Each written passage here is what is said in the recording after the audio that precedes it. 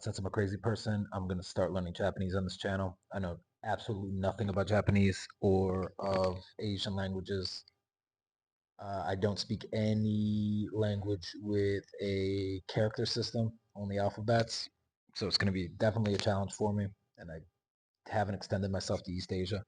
But I figure since I have an anime contingency and I've never learned an Eastern Asian language, it would be good for me. But to keep it real, I have no time.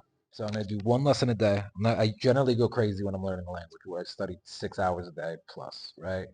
But I'm already drawing, I'm already painting, I work, I do weird stuff in Iran and Afghanistan, trying to move to Turkey. We don't have much time.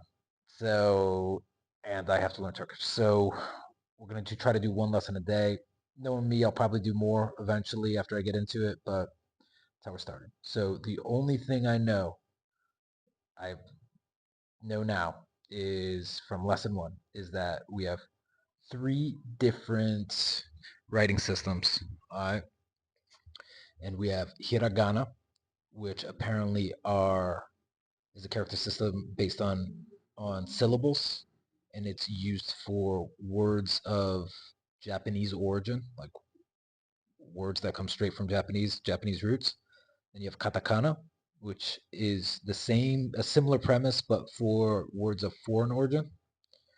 And then you have kanji, which is more of the Chinese, Mandarin, Cantonese writing system, where you have characters that represent complete words or part of words. All right.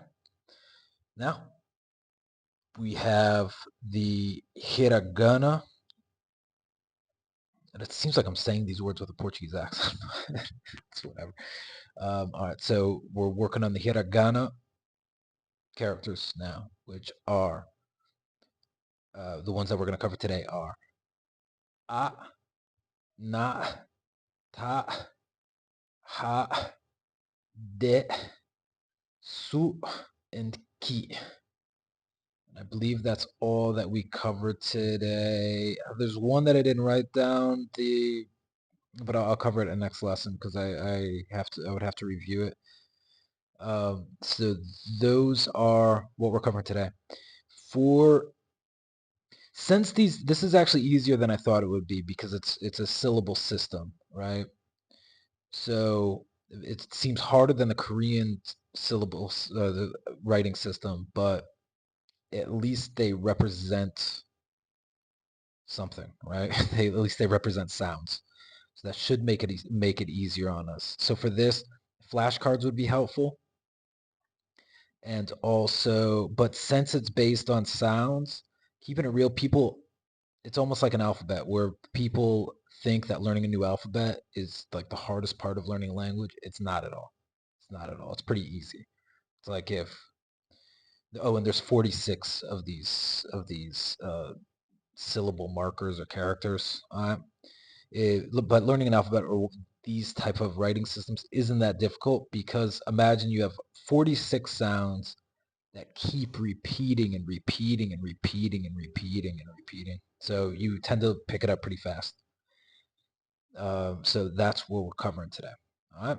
So we have hiragana, katakana, kanji, a, na, ta, ha, de, su, ha, de, ki.